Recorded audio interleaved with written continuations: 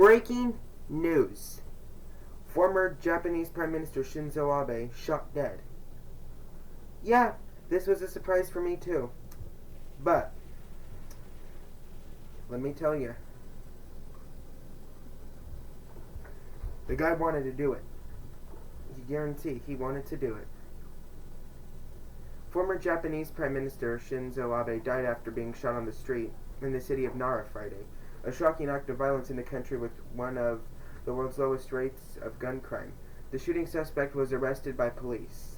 Thank goodness. Who said he admitted to shooting Abe? Here's what you need to know. The shooting. Abe was shot at about 11:30 a.m. local time in Nara, east of Osaka, as he came to give an election campaign speech on the street. He suffered a gunshot wound to the right side of his neck. According to officials in Tokyo, he was taken to the hospital first by ambulance, then by a medical helicopter. Rushed to the hospital. Abe arrived at the hospital in a state of cardiac arrest at 12:20 p.m. local time, according to doctors at Nara Medical University. Confirmed dead. Abe was pronounced dead at 5:03 p.m. local time, according to the head of Nara Medical University. At a news conference at the hospital, doctors said the former leader died from excessive bleeding and the bullet that killed him had penetrated deep enough to reach his heart.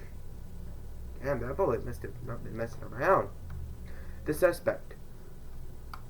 Police arrested shooting suspect Tetsuya Yamagami, age 41, who admitted to shooting Abe. According to police, Yamagami said he holds hatred toward a certain group, which he thought Abe was linked to. He used a homemade gun in the shooting, and authorities confiscated several handmade pistol-like items from his apartment, police said. Shootings are extremely rare in Japan because of strict gun ownership laws. In the year of 2018, Japan, a country of 125 million people, only reported 9 deaths from firearms, compared to 39,740 that year in the United States. Under Japan's firearm laws, the only guns permitted for sale are shotguns and air rifles. Handguns are outlawed, but getting them is a long and complicated process that requires strenuous effort and lots of patience. The laws and the thorough of process of background checks have kept the number of private gun owners in Japan extremely low. Due to strict ownership laws, gun homicide in Japan is extremely rare. In the year of 2019, the rate of deaths from gun violence in Japan was around 1 per 5 million people. The country also had lowest number of guns per capita among the developed countries.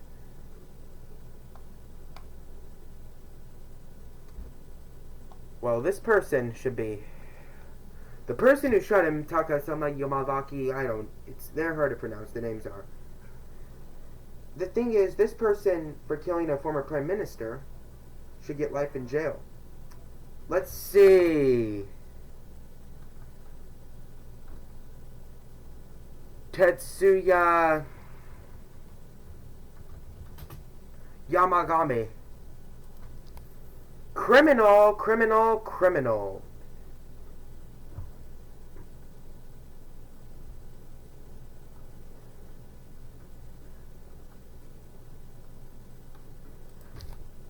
How long did Tetsuya Yamagami get in jail?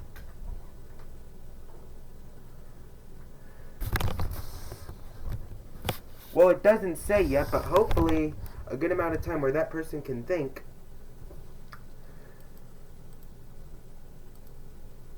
Also, President Biden signed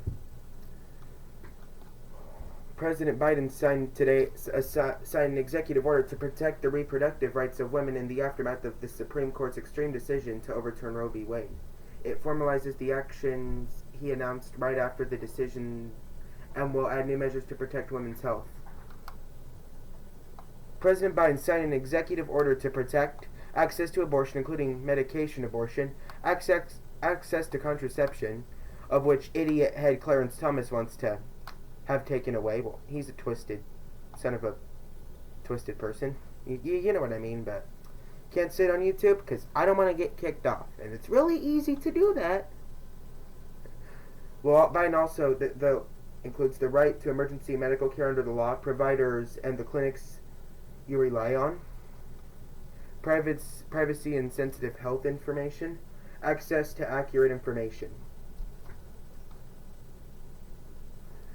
The court has made it clear it will not protect the rights of women, thanks to the conservative justices, but Biden said he will. I believe it. That's why today he's signing an executive order to protect access to reproductive health care. Congressional Republicans want abortion to be illegal. Biden is true on that. But let me tell you something. As long as I'm president, I will veto any attempt. I don't care what they try to do. I will never let it become law. Thank you, Biden. Republicans are just trying to show that they think they're worth it, but they're not. We cannot and will not allow an out-of-control Supreme Court working in conjunction with Republican officials pushing an extremist agenda to take away our freedoms and personal autonomy.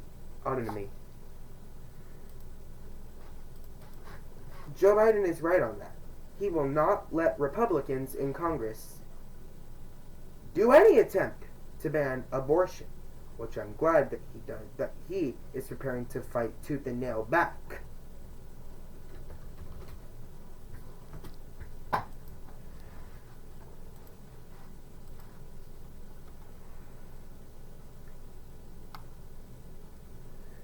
And I thought I'd read this earlier. Senator Dianne Feinstein said, "Let me be clear. If it comes down to protecting the filibuster or protecting a woman's right to choose, there should be no question that I will vote to protect a woman's right to choose." Because Feinstein, she spent majority of her political career fighting for abortion and gun control. And Senator Feinstein, I thank you for that. For fighting for abortion and gun control. It just shows the woman you are, a caring woman, and want people to have their freedom. And I thank you for that. Feinstein on filibuster carve-out for abortion rights. Washington. Senator Dianne Feinstein today released the following statement to carve out to the filibuster to pass legislation to protect abortion rights. Mrs. Feinstein said there is not currently a proposal before the Senate to remove the filibuster to pass the Women's Health Protection Act, which would codify the protections of Roe v. Wade. However, if it looks similar to the proposal the Senate previously considered for voting rights, I would certainly vote for it. I believe you, Mrs. Feinstein. Let me be clear. If it comes down to protecting the filibuster or protecting a woman's right to choose, there should be no question that I will protect a woman's right to choose. It's right. Mrs. Feinstein is right, because she will.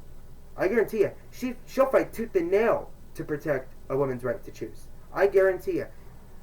Senator Dianne Feinstein would definitely fight tooth and nail to protect a woman's sacred right to choose. As she should.